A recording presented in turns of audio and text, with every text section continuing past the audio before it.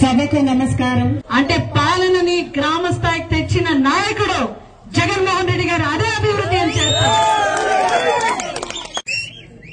జగన్మోహన్ రెడ్డి గారు మనందరి ప్రియతమ నేత, మహిళా పక్షపాతి, రైతుని రాజుగా చూడాలనే వ్యక్తి, అదేవిధంగా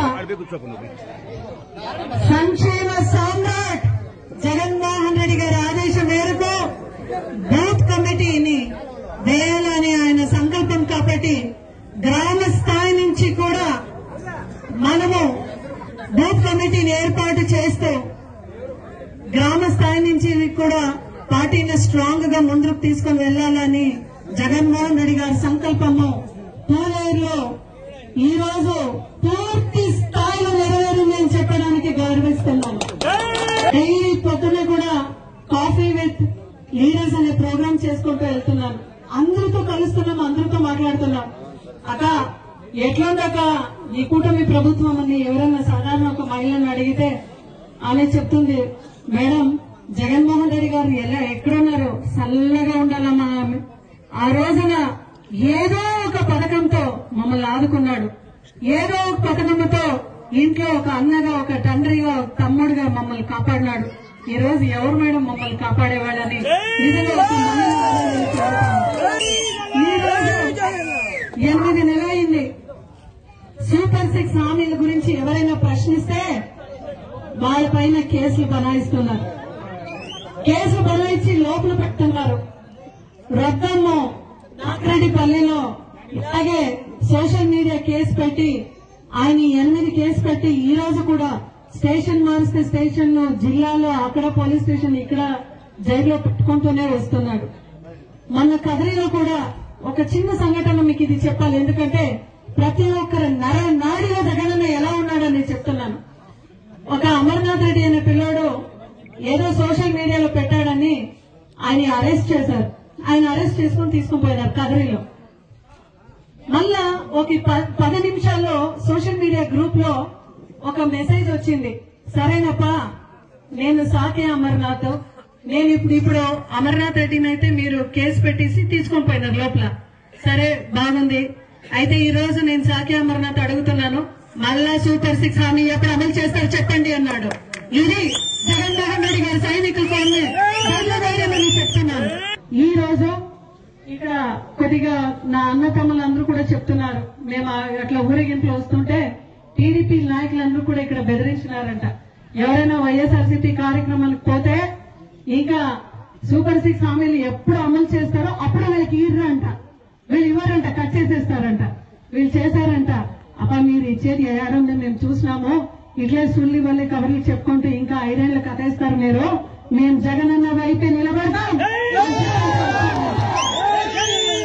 జగన్మోహన్ రెడ్డి గారు నీ 15,000 నీ 15,000 నీ 15,000 నీ 15,000 నీ 15,000 అందరికీ చెప్పినారు. ఎవరికైనా వచ్చిన పరిస్థితి ఉందా? లేదు.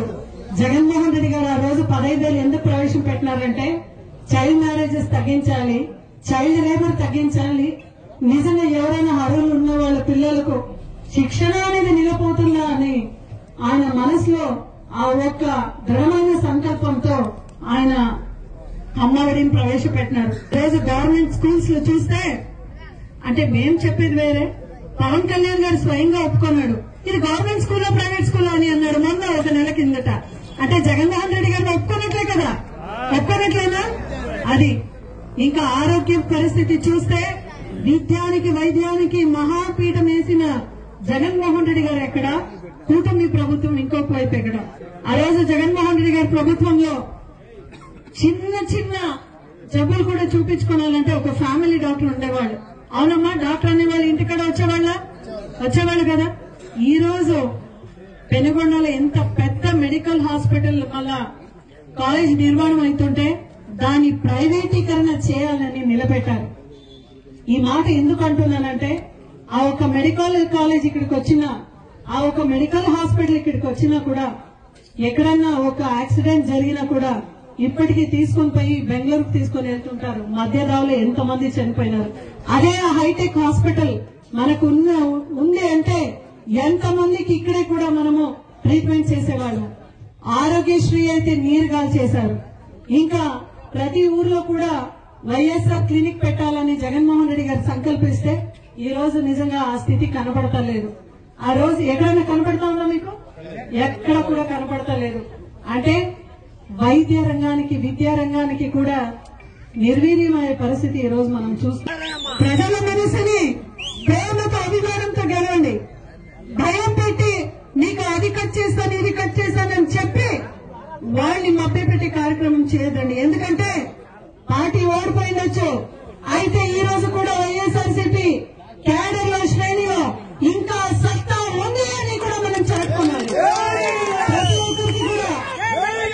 ప్రతి ఒక్కరికి కూడా నీ తరఫున పోలీస్ స్టేషన్ అయితే ఏమి, ఎంఆర్ ఆఫీస్ అయితే ఏమి, ఎంపీడీ ఆఫీస్ అయితే ఏమి ఇప్పటికి కూడా చేస్తున్నాం. నీకు ఎక్కడ కూడా అన్యాయం జరిగింది అని చెప్పినా అక్కడ ఖచ్చితంగా నేను వచ్చి నీ తరఫున పోరాటం చేస్తాననే దాంట్లో సరైనంగా తెలుసుకుంటున్నాను. ఈ పెనుగొండలో ఇన్ఛార్జ్ గా వచ్చినాను. ఆ రోజు రూలింగ్ పార్టీలో ఓడిపోయాం. మళ్ళా ఈ పెనుగొండ పైన జెండా ఎగరేసే వరకు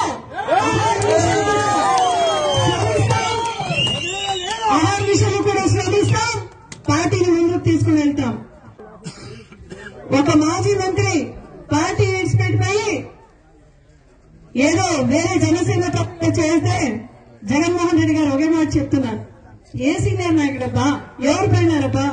నిజమైన నాయకుడు అనేవాడు జనంలో పుట్టొస్తాడు, జనం కష్టం తెలుసుకుంటాడు, జనం నుంచి పుట్టేవాడు అసలైన నాయకుడు.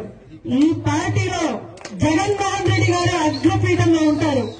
ఆయన ఆశీస్సులు, ఆయన మాటే ఇక్కడ శాసనంగా తీసుకొని మనం ముందుకెళ్లాలని ఒక జిల్లా అధ్యక్షురాలుగా పెనుగొండ సమన్వయకర్తగా మీ అందరి